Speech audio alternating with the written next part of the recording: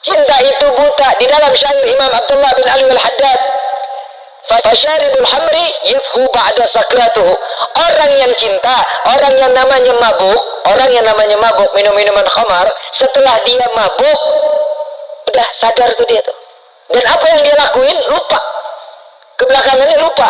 Tapi kalau orang yang udah mabuk cinta, wasyaribul hubbi tulal umri sakrano. Orang yang udah minum nikmatnya cinta sampai mati akan menambahkan rasa cinta dan terus dalam keadaan mabuk dengan cintanya. Betul?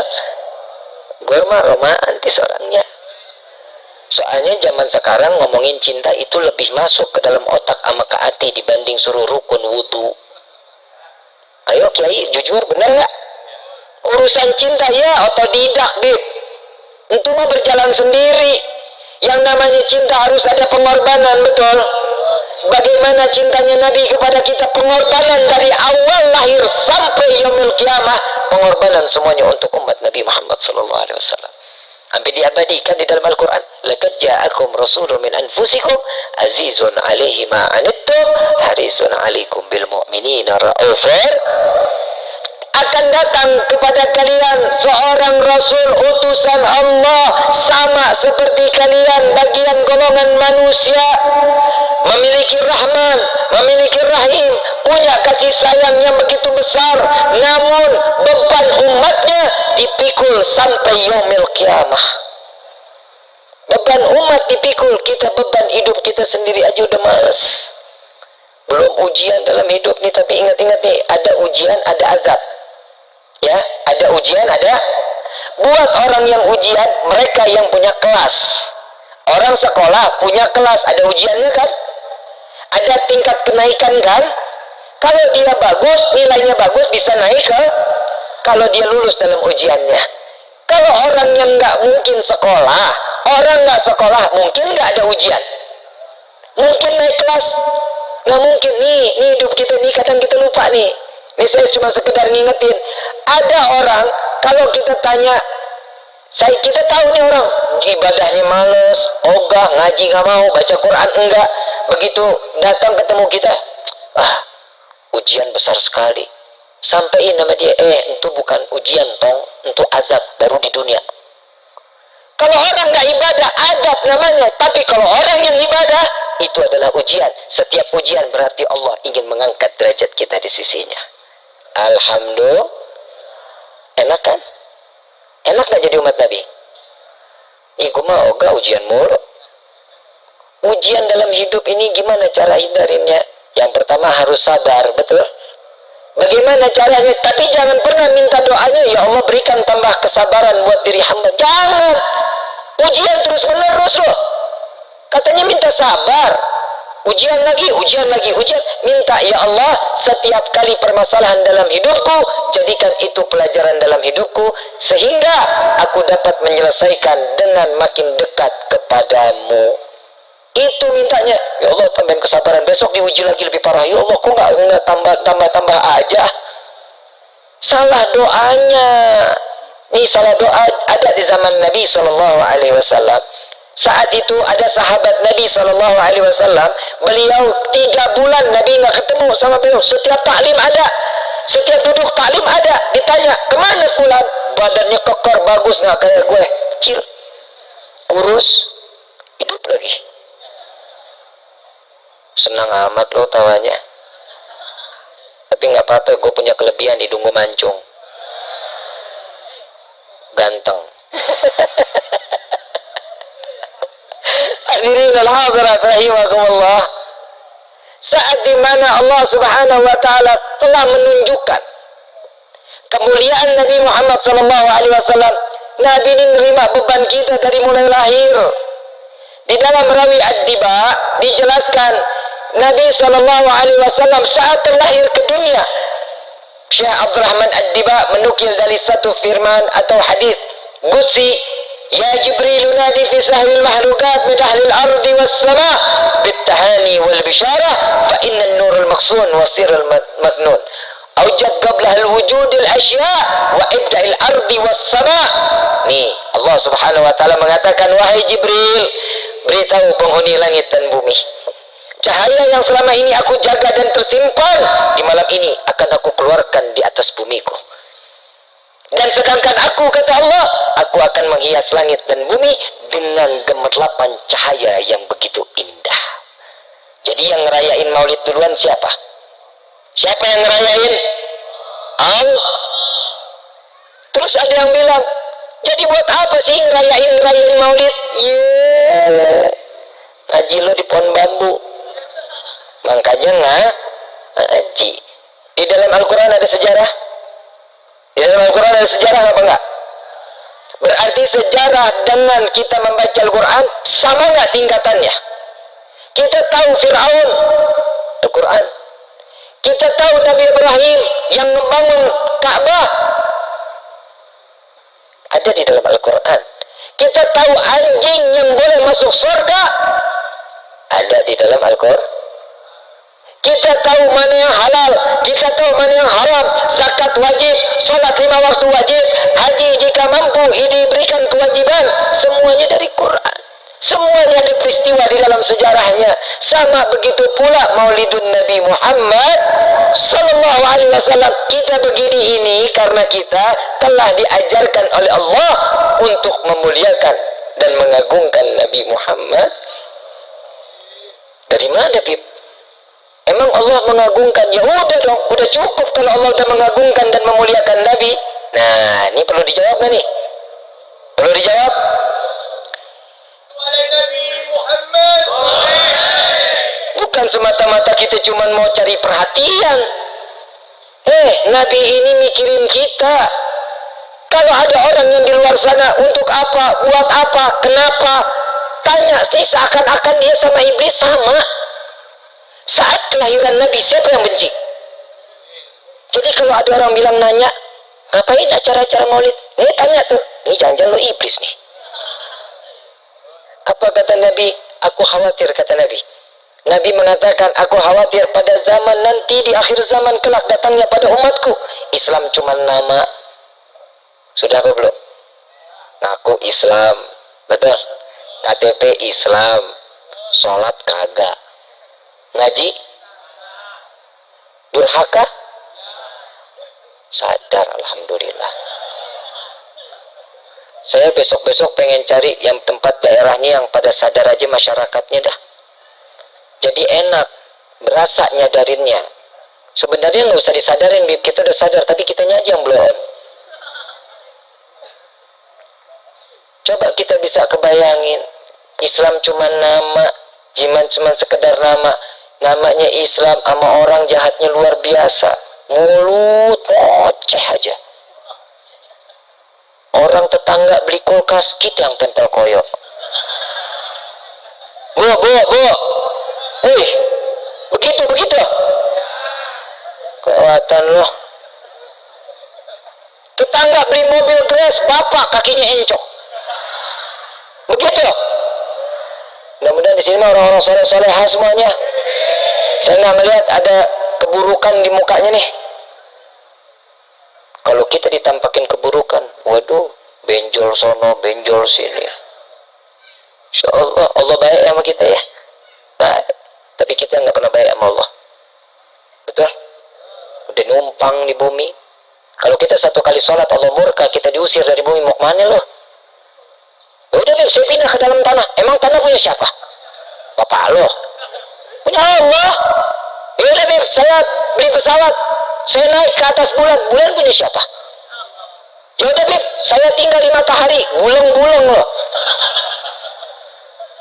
Matahari punya siapa? Yaudah, saya tinggal di neraka. Neraka punya siapa? Kalau Allah sudah turunkan murka kepada setiap hamba, selesai hidup loh. Jangan main-main. Untuk masalah sholat nggak ada kata tawar-menawar. Untuk sholat wajib, hukumnya wajib, nggak bisa jadi haram, nggak bisa jadi mubah, nggak bisa jadi sunnah. 1 tambah 1 sama dengan, bisa jadi 3. Kenapa? Ya sudah hukumnya, begitupun Al-Quran, begitupun sholat kita, nggak bisa kita rubah. Kalau yang udah namanya sudah ketentuan Allah, ini maktub, nggak bisa dirubah, udah nggak bisa. Laki, ini udah maktubnya jadi laki. perempuan udah maktubnya, nggak boleh dirubah. Kenapa? Ini udah kodratnya. Kalau yang namanya takdir bisa dirubah, kalau namanya kodrat nggak bisa dirubah. Kalau takdir, bapak kita contoh, bapak kita seorang petani, bapak kita nyari duit, ibu kita cuman ibu rumah tangga, mungkin kulit cuci, nyari rezeki buat ngedidik anak-anaknya biar menjadi anak yang berguna, manfaat dunia wal akhirah. Bisa dijadiin sebagai anak nih, pengen ini anak jadi insinyur, mungkin ini anak pengen terus sampai kuliah-kuliah, nggak pengen jadi kayak bapaknya, nggak pengen jadi kayak ibunya. Begitu ini anak sekolah selesai, takdir berubah, ini anak jadi seorang miliuner, ini anak punya jabatan, bisa menghidupkan keluarga, mengangkat derajat orang tua. Ini takdir yang bisa dirubah kalau kita punya Alhamdulillah nih di Kuningan kan ada majlis ya, ada majlis Rasulullah Jalsatul Itsnain, majlis Rasulullah SAW. Hadir dong, mau nggak hadir? Di situ ada ketenangan di dalamnya. Semua hidayah akan diberikan di situ oleh Allah. Tatkala kita berdoa, dewan-dewan gurunya alhamdulillah ilmunya sanatnya sampai ke Nabi Muhammad SAW. Dan Nabi di sini SAW dikatakan di dalam satu riwayat pula, Nabi ini manusia yang akhlaknya paling mulia. Tahu akhlaknya Nabi? Udah pernah dengar kisahnya akhlaknya Nabi? Udah? Ada satu nenek, ini nenek-nenek lagi yang ngomong ini. Ada nenek-nenek tua Yahudi, tiap pagi kerjaannya ngeludahin orang. Yang orang tersebut Nabi Muhammad SAW. Lewat Nabi diludahin, Nabi ulap mukanya pakai sorban dan dikatakan barakallahu fiik, semoga Allah limpahkan keberkahan. Dengan senyuman Nabi lontarkan. Besoknya Nabi nggak putar arah, enggak, Nabi lewat lagi, makin dekat jalannya. Makin besoknya lewat deketin lagi. Sahabat sampai bingung, ya Rasulullah kok demen amat diludahin sih? Apa kata Nabi? Udah bener jauh, kenapa dekat? Apa kata Nabi? Aku khawatir tatkala dia sedang mendatangiku, dia kesandung, sakit. Lebih baik aku yang dekat biar dia tidak terlalu jauh meludahkanku, kata Nabi Muhammad SAW. Sallu ala Nabi Muhammad. Mulia Nabi Muhammad SAW. Saya kalau udah ngomongin akhlak Nabi, aduh, kita nggak ada apa-apanya akhlak kita, benar-benar. Itu yang pertama. Sampai 3 hari ini nenek nggak datang, nggak ada. Saat Nabi lewat, kok nggak ada yang ludahin saya lagi? Dicari sama Nabi. Ditanya sama tetangganya, kemana ini nenek yang biasa nyapu-nyapu di depan rumahnya? Sakit ya Rasulullah. Khawatir Nabi, lari ke pasar, ngambil makanan, beli manisan, beli roti, datang lagi ke rumahnya, lihat rumahnya berantakan, diambil sapu, disapuin sama Nabi, disapuin, dia lagi tidur, ditungguin sama Nabi. Sampai dia terbangun, selesai terbangun dia kaget, ada apa ya Muhammad? Apakah kau ingin membunuhku? Tidak wahai nenek. Apakah kau ingin membalas untuk meludahi aku? Tidak wahai ibuku. Sampai dikatakan ibuku, kata Nabi SAW. Aku datang ke sini, aku ingin menjengukmu dan aku ingin memberikan makanan kepadamu, sehingga engkau dapat sehat kembali, secepatnya engkau bisa menjalankan seperti apa yang kau telah jalani setiap pagi untuk meludahi aku, kata Nabi SAW. Disuruh sehat untuk aktivitasnya nggak berkurang. Ya Allah, mulia Rasulullah SAW. Nggak cuma sampai di situ hadirin.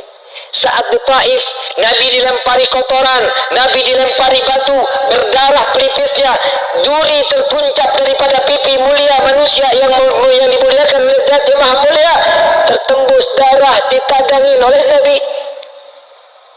Satu demi satu tetesan keluar dari wajah Nabi SAW. Saat semua sahabat mengatakan, ya Rasulullah, biarkan, jangan kau tadangi, jangan kau tampung, biarkan darah itu menetes. Aku khawatir jika satu tetes darahku tertetes di tanah Taif, aku khawatir tanah ini akan ditenggelamkan oleh Allah Subhanahu wa Ta'ala. Sedangkan aku masih berharap anak cucu mereka dapat beriman kepada Allah dan beriman kepada aku. Sallu ala Nabi Muhammad. Di mana letak kesalahan Nabi hadirin?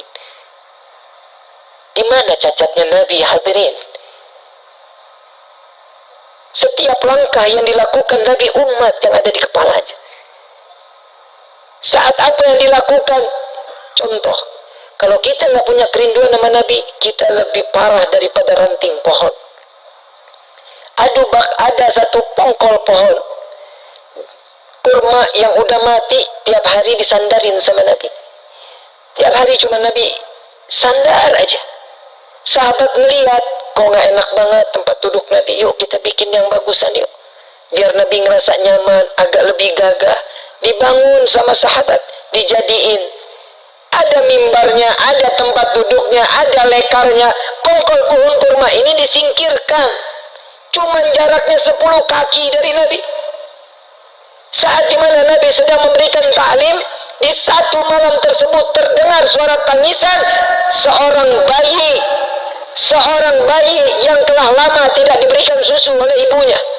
Nangis yang cukup luar biasa sampai menyayat hati Nabi Muhammad SAW. Nabi sampai menangis.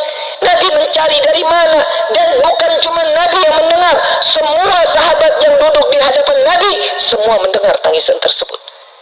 Dicari, ternyata ada daripada pongkol pohon kurma tersebut. Ini di dalam sirah tersebut, Sayyidina Abu Bakar radhiyallahu anhu warḍahu, beliau mengatakan, aku tidak pernah melihat seorang ayah yang menimang dan memberikan belayan yang cukup mesra daripada anaknya, melainkan Nabi Muhammad menimang dan mengusap, memberikan belas kasihnya kepada pongkol pohon kurma yang telah mati. Dibelai oleh Rasulullah, wahai pongkol pohon kurma, apa yang kau tangisi? Ya Rasulullah, kemarin baru saja kulitmu bersentuhan dengan kulitku, keringatmu sampai kepada jasadku ya Rasulullah. Tapi di hari ini engkau telah jauh dariku. Wahai pongkol pohon kurma, jarakmu tidak jauh denganku 10 kaki. Aku tidak tahan berjauhan denganmu ya Rasulullah. Wahai pongkol pohon kurma, apakah kau ingin aku tancapkan kembali di bumi? Diam pongkol pohon kurma tersebut. Apa kau ingin aku tancapkan di dalam syurganya Allah? Apa jawaban pongkol pohon kurma? Ya Rasulullah, tancapkan aku di dalam syurga.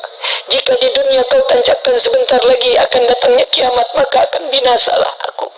Tatkala engkau masukkan aku di dalam syurga, engkau tancap aku di syurga, aku akan selalu memandangmu dan selalu berdekatan denganmu ya Rasulullah. Huwa Muhammad, belas kasihnya sangat luar biasa, kecintaannya kepada makhluk, rahmatan lil alamin, kepada siapapun Nabi memberikan tumpahan kasih sayangnya. Ayuhal hadirun jamaah rahimakumullah, kita ingat saat perjalanan Isra wal Mi'raj Nabi, malaikat Jibril tidak dapat masuk sama-sama menemani Nabi untuk berjumpa dengan Allah. Di saat itu malaikat Jibril mundur. Ya Rasulullah, aku tidak dapat melangkahkan kakiku satu langkah pun. Jika satu langkah aku masuk, maka akan hancur tubuhku. Saat dimana Rasulullah masuk, jubah beliau, imamah beliau, sorban beliau yang bukan diciptakan oleh Allah, mendapatkan kemuliaan dari Allah, berjumpa dengan Allah. Yang lebih teristimewa adalah sendal baginda Nabi Muhammad SAW yang ada di bawah telapak kaki Nabi. Kenapa beliau tidak terbakar? Kenapa jubah tidak terbakar? Kenapa imamah tidak terbakar? Kenapa sandal tidak terbakar? Karena tertempel dengan jasad manusia yang dimuliakan oleh Zat yang Maha Mulia. Hadirinul hadirat, kebayangkah kita setiap doa yang dipanjatkan oleh Allah, Allahumma ighfir ummat Muhammad, Allahumma ighfir ummat Muhammad, Allahumma ighfir ummat Muhammad. Kita yang buat dosa, Nabi yang meminta ampun kepada Allah. Kita yang ada di dalam hati, kebayang seandainya kita satu persatu hati hatinya terletak di dalam hati Nabi. Wallahi haram neraka untuk kita. Dekati Nabi Muhammad, cari perhatian dengan Nabi. Andai saja kita seluruh ada di dalam hati Nabi Muhammad, maka akan senang di dunia dan akan senang di akhirat. Ayuhal hadirun jamaah rahimakumullah, kita sama-sama tidak pernah memandang Nabi dalam keadaan langsung. Lebih mulia ular yang memaksa ingin berjumpa dengan Nabi karena dia izin kepada Allah.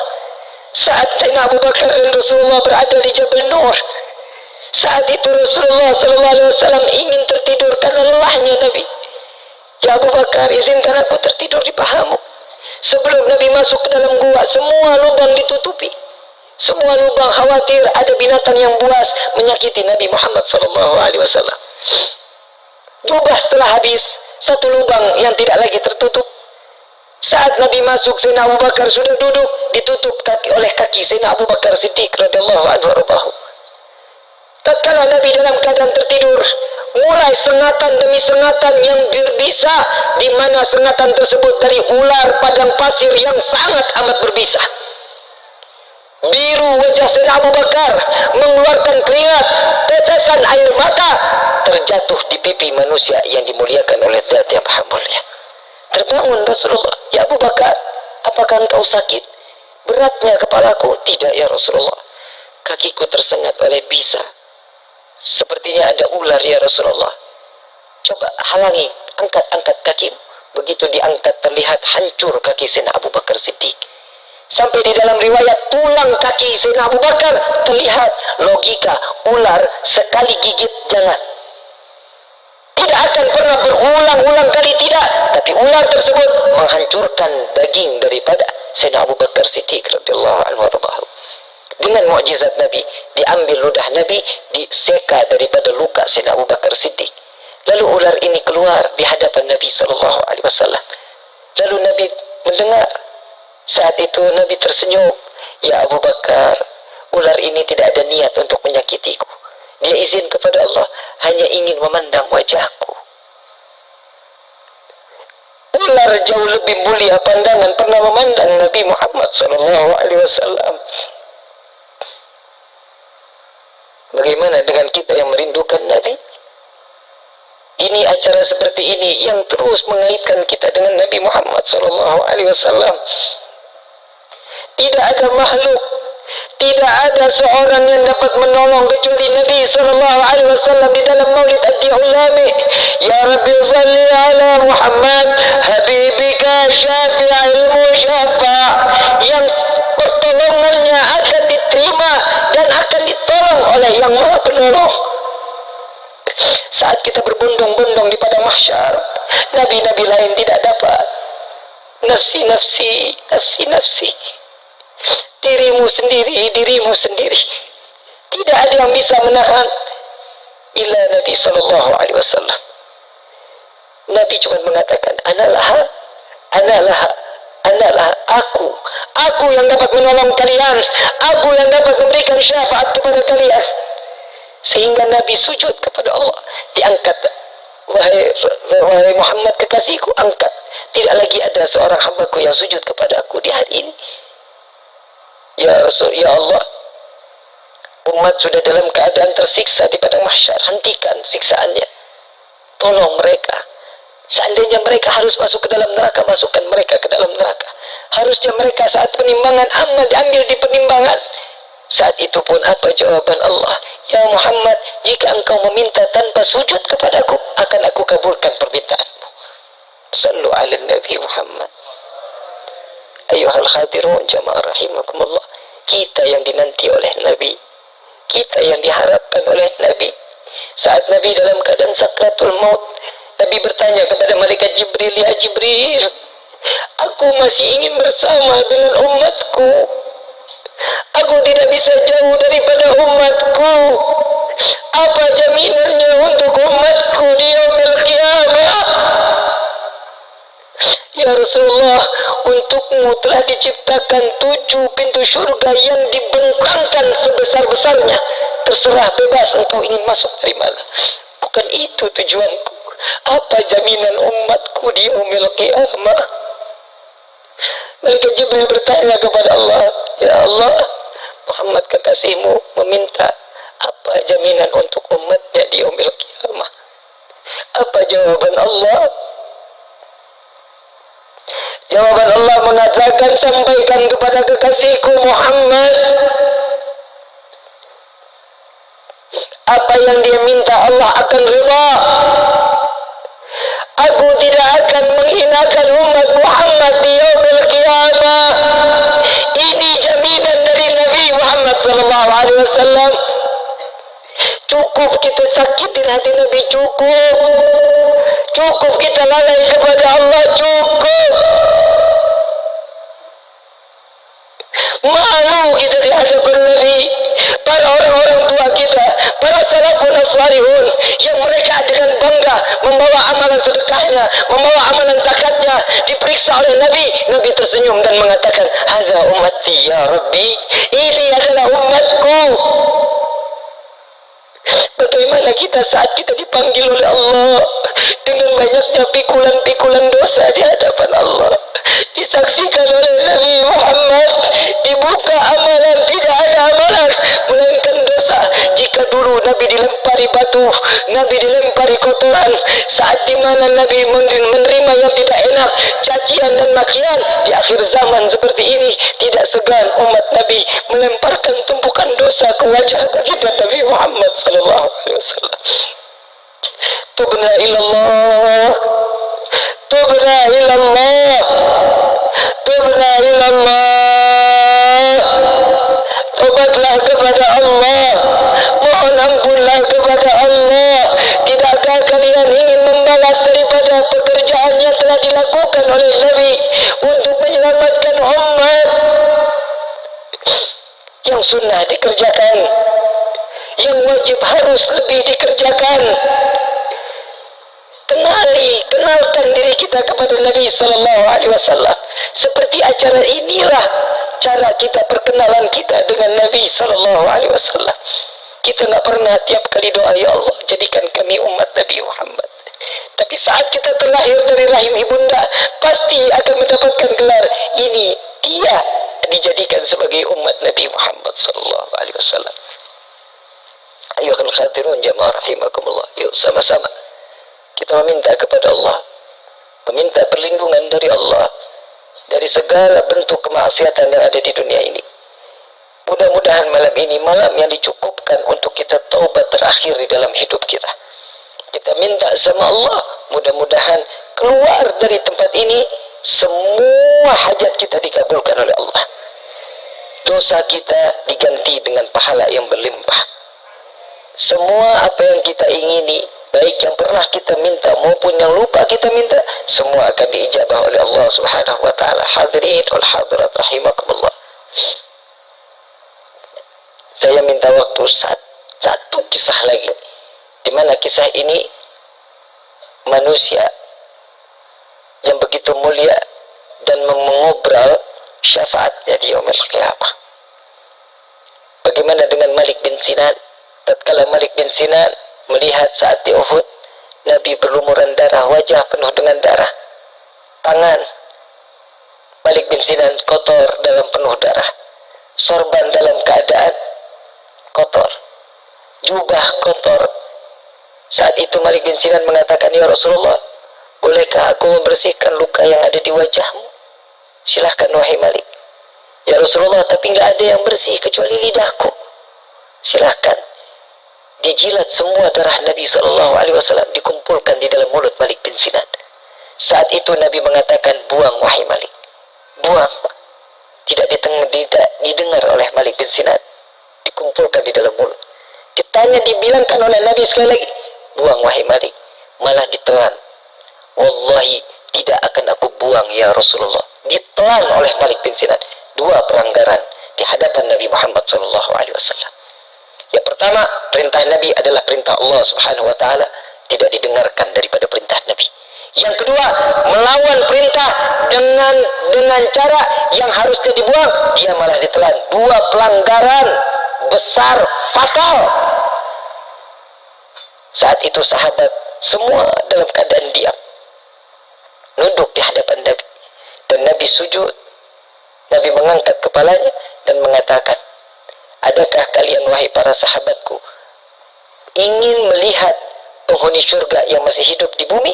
Maka pandanglah Malik bin Sinan. Malik bin Sinan mendapatkan anugerah terbaik dari Allah dan mendapatkan abadinya beliau di dalam syurga ya Allah. Berkah apa? Cuman sekedar darahnya Nabi ditelan. Bagaimana kita yang cinta dan menjalankan sunnah?